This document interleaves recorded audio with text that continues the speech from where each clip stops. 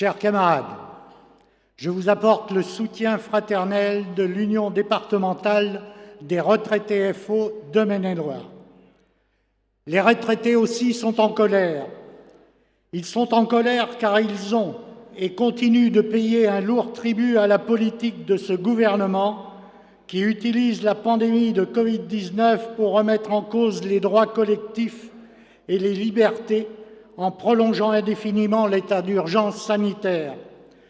Les retraités n'oublient pas la note du ministère de la Santé du 31 mars 2020, lors de la première vague, donnant consigne aux plateformes du 15 partout en France de ne pas permettre l'accès à l'hôpital aux résidents des EHPAD âgés de plus de 80 ans et ainsi de les laisser mourir dans les établissements.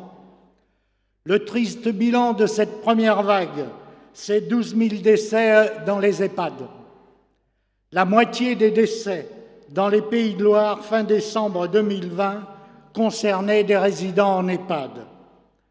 Le motif invoqué était « on ne peut pas les prendre car l'hôpital est saturé ». Depuis plusieurs années, nos camarades hospitaliers, mais aussi les retraités, directement impactés par cette situation, n'ont cessé d'alerter sur les conséquences prévisibles des suppressions de postes et les fermetures de lits. Les suppressions de 115 000 lits en 25 ans dans les hôpitaux et de 100 000 postes de soignants en 8 ans pèsent lourdement dans la situation catastrophique que nous connaissons. Les responsables, ce sont ce gouvernement et ceux qui l'ont précédé, bien sûr. Depuis mars 2020, ont-ils créé des lits? Ont-ils formé du personnel? Rien.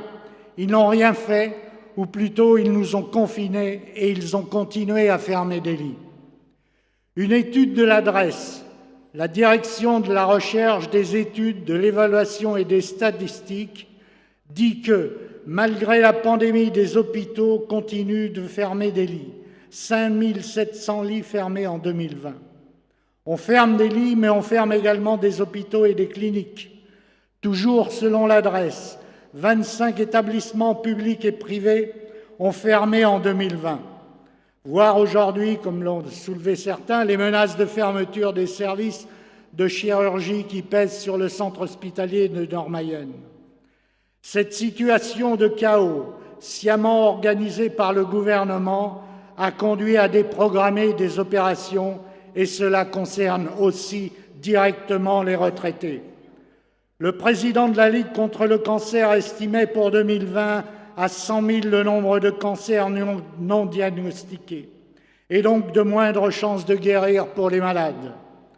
Rappelons que c'est plus d'1 million d'interventions chirurgicales qui ont été déprogrammées depuis 18 mois, autant de pertes de chance pour les patients âgés. La seule réponse du gouvernement, c'est la loi du 5 août 2021 relative à la gestion de la crise sanitaire qui instaure le pass sanitaire qui permet au gouvernement de sanctionner, de réduire les libertés, de culpabiliser et infantiliser les citoyens que nous sommes. Il est évident que le pass sanitaire va se traduire par une détérioration supplémentaire de la situation dans les hôpitaux et dans les EHPAD.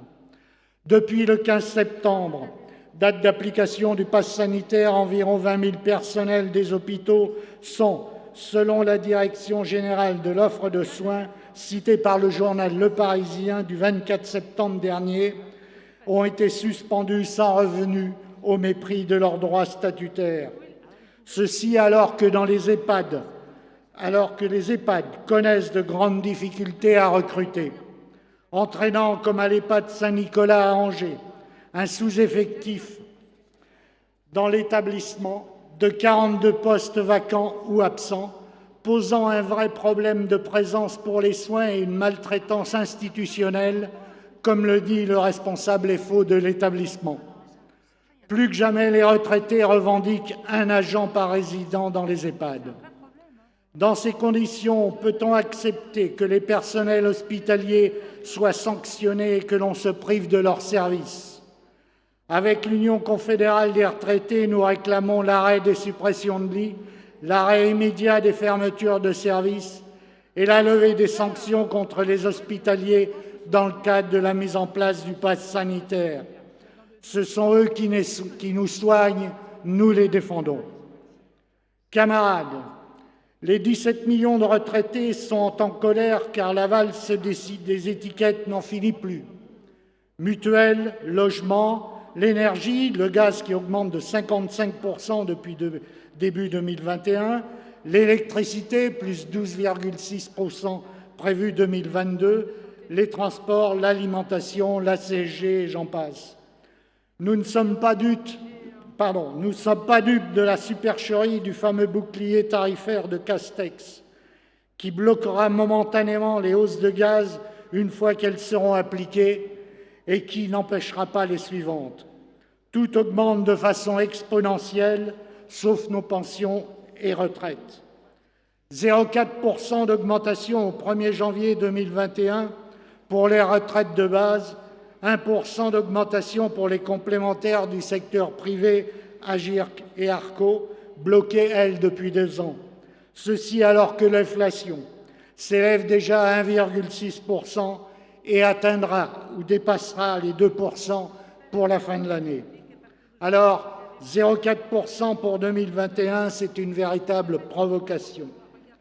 Depuis 2013, les retraités sont spoliés sur les pensions et les complémentaires par les reports et le gel des revalorisations et par des mesures fiscales pénalisantes. Depuis 15 ans, les retraités ont perdu 20% de leur pouvoir d'achat, alors la valse des étiquettes et le blocage des pensions, ça suffit. Un pouvoir d'achat laminé depuis 15 ans par tous les gouvernements successifs, avec pour conséquence l'existence de plus d'1 million de retraités pauvres. C'est pourquoi les retraités FO exigent l'augmentation immédiate des retraites et des pensions en les indexant sur l'évolution du salaire moyen et pas de retraite inférieure au SMIC. L'abandon de la hausse de la CSG de 1,7% sur les retraites et de toutes les mesures fiscales pénalisantes. Camarades, la loi du 24 juillet 2020 sur la prise en charge de la dépendance qui a créé une 5e branche de la sécurité sociale fait aussi l'objet de la colère des retraités. Car cette 5e branche ne sera pas gérée par la sécurité sociale, mais par la Caisse nationale de solidarité et de l'autonomie, et celle-ci n'a rien à voir, bien sûr, avec la Sécu. Avec l'Union confédérale des retraités, nous disons que la perte d'autonomie constitue un risque au même titre que n'importe quelle maladie, car c'est bien la détérioration de l'état de santé du patient qui fait qu'il n'est plus autonome. Avec l'UDCR, nous disons que ce risque doit relever de la branche maladie de la sécurité sociale qui repose sur des cotisations garantissant les principes fondateurs et protecteurs du salaire différé et la solidarité intergénérationnelle. C'est pourquoi nous rejetons les pistes envisagées pour le financement de cette 5e branche, où ce seraient les retraités eux-mêmes qui seraient mis à contribution pour les 4/5e de son financement. À travers cette 5e branche, il s'agit bien d'inclure la protection sociale dans le budget de l'État. Chaque année, l'État déciderait de la part de budget, celle qui va à l'armée et celle qui va à la maladie.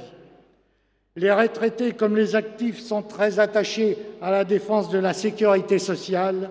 C'est une bataille essentielle pour la Confédération. Camarades, nationalement comme localement, l'UDR, avec l'UCR, se félicite de la continuité de l'intersyndicale retraité, dite Groupe des 9, reposant sur des revendications claires et partagées. Le groupe des 9 organisations syndicales de retraités, c'est-à-dire toutes, sauf l'UNSA et la CFDT, qui se mobilisent depuis 2014 pour la défense des revendications des retraités, a conclu le 1er octobre dernier sa 20e journée d'action. Les retraités n'y arriveront pas seuls. C'est ensemble que les salariés actifs et retraités établiront le rapport de force nécessaire à la satisfaction des revendications. Camarades, pour préparer les mobilisations à venir, il est nécessaire de mieux structurer l'Union départementale des retraités FO du 49. Nous profitons de cette tribune pour inciter les syndicats et les sections syndicales à conserver les liens avec leurs adhérents qui partent à la retraite pour les garder syndiqués FO. Retraités un jour, syndiqués toujours.